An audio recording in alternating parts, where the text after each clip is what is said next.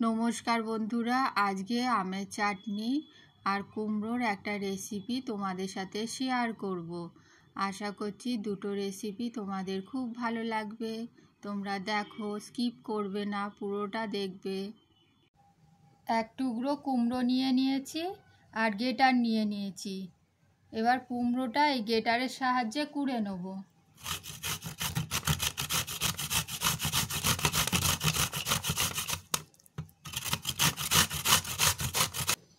কুমড়ো কোড়া হয়ে গিয়েছে, দেখুন এরকম সুন্দরভাবে কুড়ে নিয়েছি। এখানে মটর ডাল নিয়ে নিয়েছি।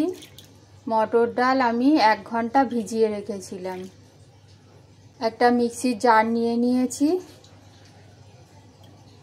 মটর ডালটা এই মিক্সির জারের মধ্যে দিয়ে দিলাম আর একটু আদা দিয়ে দিলাম।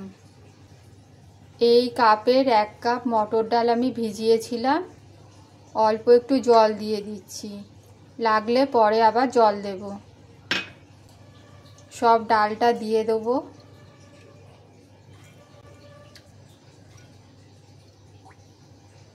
আপনারা এর মধ্যে কাঁচা লঙ্কা দিতে পারেন, আমরা ঝাল খাবো না বলে দিলাম না কাঁচা লঙ্কা।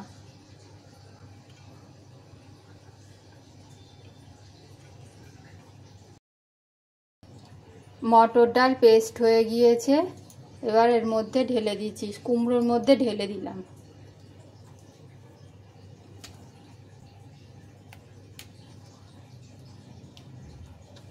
আর লবণ দিয়ে দিলাম,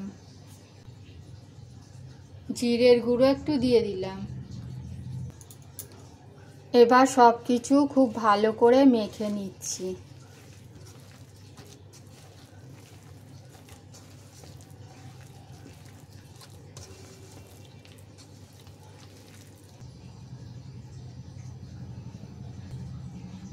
মাখা হয়ে গিয়েছে।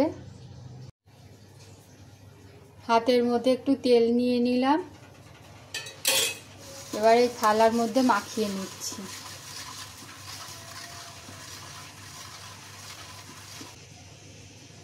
আর ছোট ছোট বড়ির আকারে এখানে দিয়ে দিচ্ছি।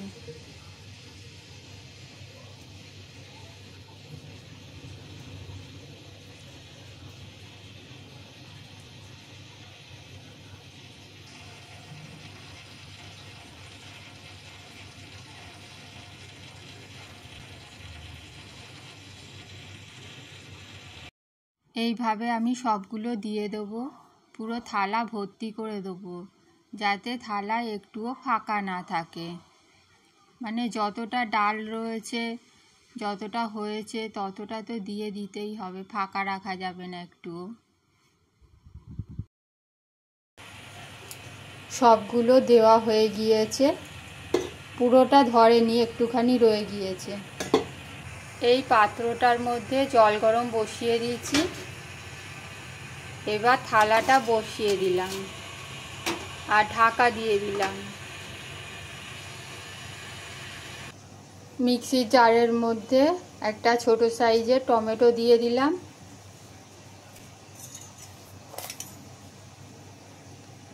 এক চামচ 2 চামচ পোস্ত দিয়ে দিলাম। অল্প একটু জল দিয়ে দিলাম। সব কিছু এইভাবে মিশিয়ে নিলাম। এবার পোস্তটা ভেজার জন্য কিছুক্ষণ রেখে দেবো, কিছুক্ষণ পর এটা পেস্ট করব। 10 মিনিট মতন ভাপ দিয়ে নিয়েছি। এবার এটাকে ঠান্ডা হওয়ার জন্য তুলে রেখে দেবো। এখন জল ফুটছে, বাকিটা একটু বাটির মধ্যে দিয়েছি, এটা ভাপিয়ে নেব। আর এটা ঠান্ডা হওয়ার জন্য রেখে দিচ্ছি। গ্যাসের মধ্যে একটা কড়া বসিয়ে দিয়েছি। কড়ার মধ্যে সর্ষের তেল দিয়ে দিলাম। 1 চামচ 5 ফোড়ন দিয়ে দিলাম। এবার কেটে রাখা আমগুলো দিয়ে দিচ্ছি।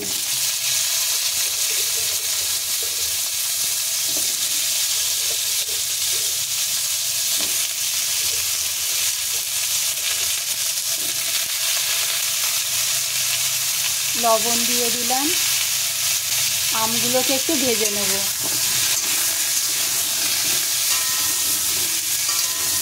একটু ঢাকা চাপা দিয়ে দিলাম। ঢাকা চাপা দিয়ে আমটা একটু ভেজে নেব। আমের মধ্যে একটু লবণ দিয়ে দিয়েছি, কারণ লবণ দিলে আমের মধ্যে লবণটা একটু ঢুকে যাবে। আবারও নেড়ে চেড়ে নিচ্ছি। ঢাকনাটা এবার খুলে দিয়েছি।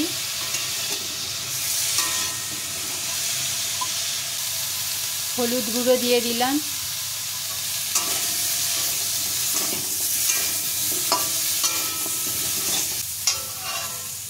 আম ভাজা হয়ে গিয়েছে, এবার রসগোল্লার রস দিয়ে দিলাম। আমি এখানে রসগোল্লার রস দিয়ে করেছি, আপনারা অল্প একটু জল দেবেন আর আন্দাজ মতন চিনি দেবেন। সব কিছু মিশিয়ে নিচ্ছি।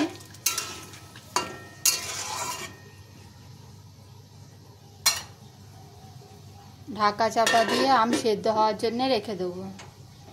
গ্যাসের আঁচটা লো করে রাখবো। কুমড়োর বড়াগুলো এখন ঠান্ডা হয়ে গিয়েছে। চামচ দিয়ে চাপ দিলেই বড়াটা খুব সহজে উঠে আসবে। দেখুন, এই যে উঠে যাচ্ছে। এইভাবে সবগুলো তুলে নেব।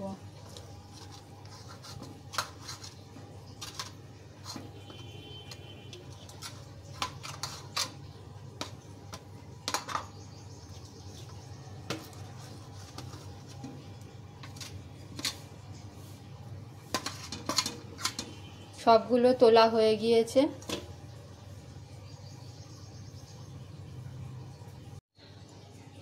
এর মধ্যে একটু চাল মগজ দিয়ে দিচ্ছি। চাল মগজ দিয়ে পেস্টটা তৈরি করব। আম সেদ্ধ হয়ে গিয়েছে, আর একটু ফুটিয়ে নিয়ে নামিয়ে নেব। নুন মিষ্টি দেখে নিয়েছি, ঠিকঠাক আছে। আমের চাটনি হয়ে গিয়েছে, গ্যাসটা বন্ধ করে দিয়েছি। এবার নামিয়ে নেব। কড়ার মধ্যে তেল দিয়ে দিয়েছি, এবার বড়াগুলো ভেজে নেব।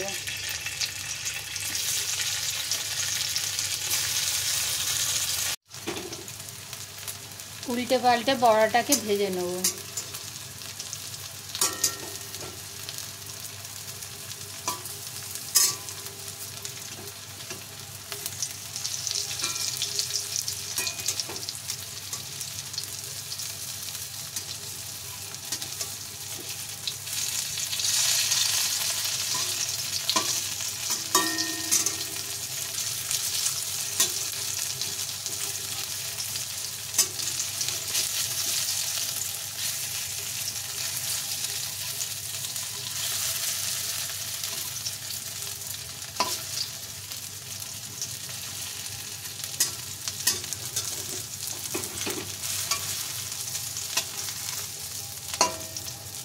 এক পিঠ ভাজা হয়ে গিয়েছে, বা তুলে নিচ্ছি।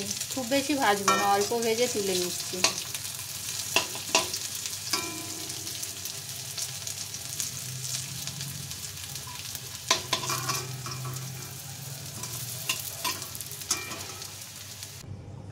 কড়ার মধ্যে তেল দিয়ে দিয়েছি, 5 ফোড়ন দিয়ে দিলাম। 5 ফোড়নটা একটু লাল হোক।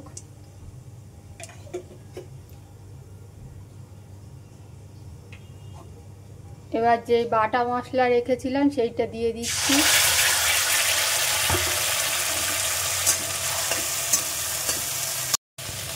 একটু লবণ দিয়ে দিচ্ছি যাতে না ছেটকায়। মশলাটাকে একটু কষিয়ে নিচ্ছি, আর একটু কাঁচা লঙ্কা দিয়ে দিলাম।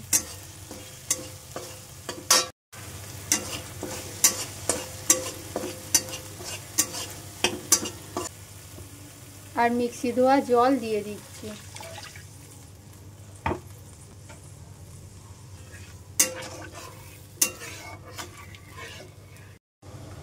পরিমাণ মতন লবণ দিয়ে দিয়েছি, এবার হলুদ গুঁড়ো দিয়ে দিলাম।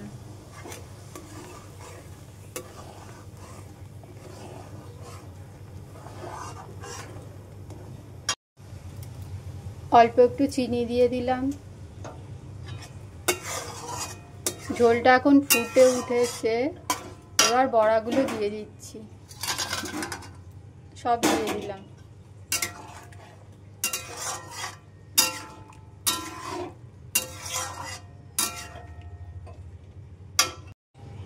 এবার ঢাকা চাপা দিয়ে কিছুক্ষণ রান্না হওয়ার জন্য রেখে দেবো। এবার ঢাকনাটা খুলে দিয়েছি। 10 মিনিট মতন রান্না করে নিয়েছি, এটা হয়ে গিয়েছে। এবার তরকারিটা একটা বাটির মধ্যে তুলে নেব। তাহলে বন্ধুরা, আমের চাটনি আর কুমড়োর বড়া রেসিপিটা আপনাদের কেমন লাগলো তা আমাকে জানাবেন, একটা লাইক দেবেন আর চ্যানেলটা সাবস্ক্রাইব করে আমাদের পাশে থাকবেন।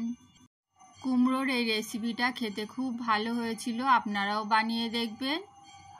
ফিরে আসবো নতুন একটা রেসিপি নিয়ে। Tata, bye bye.